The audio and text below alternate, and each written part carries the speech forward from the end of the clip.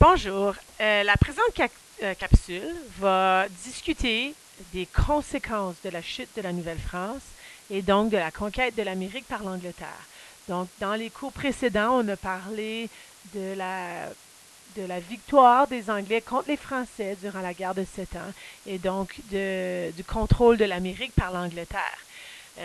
Pour discuter des conséquences, on va parler de 4 actes. Et dans le fond, des actes, ce sont des lois qui étaient adoptées par le gouvernement de l'Angleterre. Premièrement, on va parler de la proclamation royale, ensuite de l'acte de Québec, ensuite de l'acte constitutionnel et finalement de l'acte d'union. Donc, le premier acte, la première loi à être adoptée, c'est la proclamation royale en 1763. Suite à la fin de la guerre de 7 ans, les Anglais avaient gagné presque tout le territoire français en Amérique du Nord. Cette carte montre bien que l'Angleterre contrôle maintenant la majorité de l'Amérique du Nord.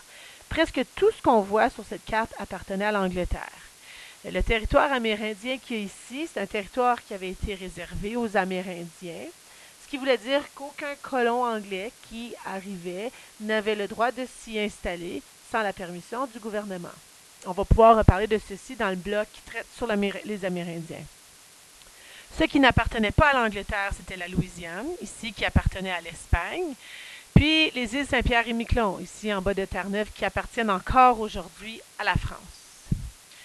Donc, qu'est-ce que c'est la proclamation royale? Pour mieux contrôler les quelques 70 000 francophones de l'ancienne Nouvelle-France, les Anglais ont rédigé la proclamation royale en 1763.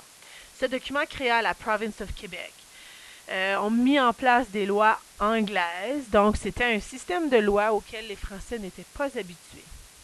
On changea la langue officielle à l'anglais, donc le français n'était plus reconnu, puis ce qui voulait dire qu'il n'y avait plus aucun service offert en français, et on proclama la religion anglicane la religion officielle, donc on ne reconnaissait plus la religion catholique. Aussi, la proclamation royale exigea la signature du serment du test pour ceux qui voulaient occuper un poste gouvernemental. Ceci voulait dire que les Canadiens français qui voulaient occuper une charge administrative ou militaire devaient renier leur religion catholique. Donc, si un Français voulait travailler au gouvernement ou voulait se joindre à l'armée, il devait renier complètement sa religion. Évidemment, les Français n'étaient pas contents avec cette nouvelle loi, mais de toute façon, elle allait bientôt être modifiée avec la nouvelle loi qui s'appelle l'Acte de Québec. L'Acte de Québec qui était adopté en 1774 quand il était devenu évident qu'une guerre allait éclater entre les 13 colonies et l'Angleterre. Donc, les 13 colonies ici, qui sont dans le continent américain, c'est aujourd'hui les États-Unis.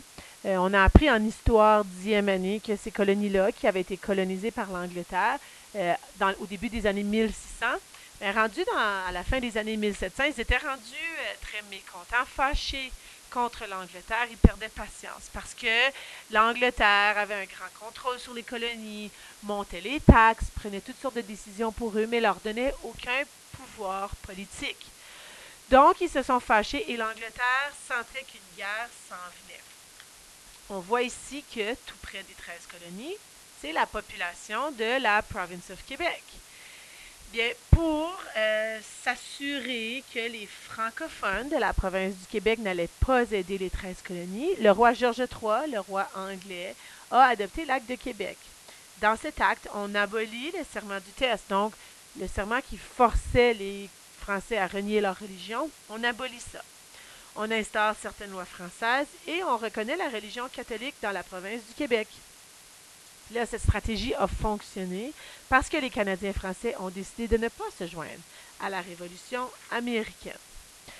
On voit aussi que au niveau territorial, les choses ont changé. Le territoire va s'élargir pour longer la vallée du fleuve Saint-Laurent à partir de Terre-Neuve jusqu'aux Grands Lacs qui sont ici. Puis, ça va descendre aussi jusqu'à la vallée de l'Ohio. Avec le territoire qui fait partie des Amérindiens. On voit ici ce territoire-là. Ça aussi, c'était une stratégie de la part du gouvernement de l'Angleterre de donner ce territoire-là aux Amérindiens pour les encourager à ne pas se joindre à la Révolution américaine. Ensuite, le prochain acte, c'est l'acte constitutionnel adopté en 1791. Donc, en 1783, c'est la fin officielle de la guerre d'indépendance des États-Unis, dont on vient juste de parler. Dans les colonies, les anciennes colonies, les 13 colonies, qui sont maintenant devenues un pays indépendant, les États-Unis, il y avait des gens qui voulaient demeurer fidèles au roi d'Angleterre. On les appelle les loyalistes. Ces loyalistes voulaient donc déménager sur un territoire qui était dirigé par l'Angleterre. Il y avait tout près des colonies anglaises, donc dirigées par l'Angleterre. Ces colonies étaient la Province of Québec et la Nouvelle-Écosse, qui sont, faire un retour, donc la Nouvelle-Écosse ici, puis la Province of Québec ici. Donc, les loyalistes vont partir des 13 colonies ici, puis ils vont se rendre dans les colonies anglaises, tout de suite après la guerre d'indépendance.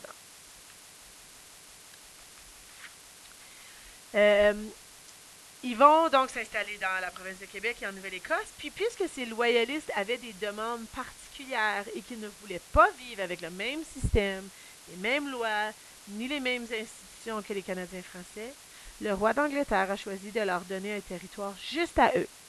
La Province of Québec a donc été divisée en deux parties à la hauteur de la rivière des Outaouais, le Haut-Canada à l'ouest et le Bas-Canada à l'est.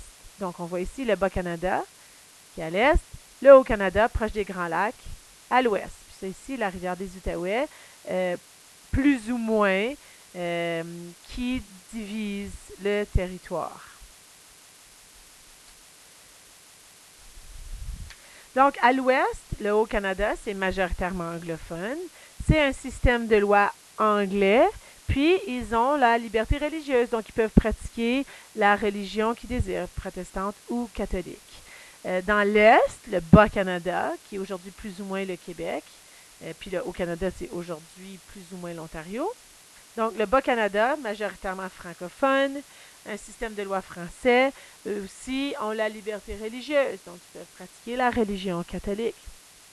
C'est aussi avec l'acte constitutionnel que l'Angleterre va créer la première chambre d'assemblée. Donc, c'est la première institution politique créée dans le territoire. Ceci est en lien avec le concept de parlementarisme dont on va parler dans les prochains cours. Et finalement, le dernier acte, c'est l'acte d'union adopté en 1840. Donc, de 1837 et en 1838, il y a eu dans le Haut et le Bas-Canada des rébellions entre la population qui habitait là et les soldats de l'Angleterre.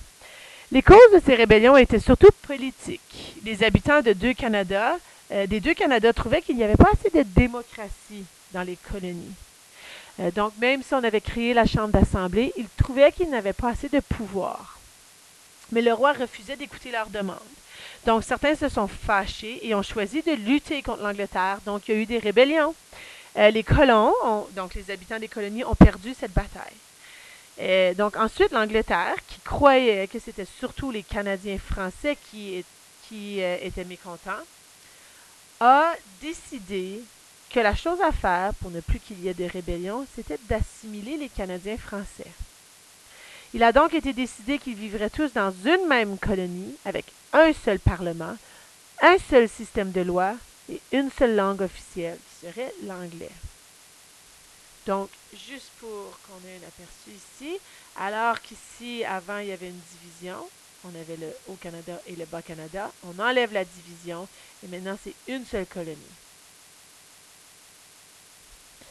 Il a été décidé que la dette des deux colonies serait partagée, même si celle du Canada-Ouest était 13 fois plus élevée que celle du Canada-Est. Donc, c'était injuste pour le Canada-Est. Aussi, l'Angleterre avait décidé que dans la Chambre d'Assemblée, les deux colonies auraient le même nombre de représentants, donc 42 pour chaque côté, alors qu'il y avait beaucoup plus d'habitants dans le Canada-Est. On voit ici que dans le Canada-Ouest, la population est de 450 000. Dans le Canada-Est, la population est de 650 000. Pourtant, on donne le même nombre de représentants, 42 et 42, alors que le Canada-Est aurait dû en avoir plus. Donc, le partage de la dette et le nombre de représentants à l'Assemblée, les deux sont injustes pour le Canada-Est. Et donc, juste un retour ici. Donc, le territoire qui change. Le prochain changement de territoire aura lieu seulement avec la création du Canada en tant que pays en 1867. Et voilà, c'est tout pour cette capsule. Merci pour votre écoute. Bye bye.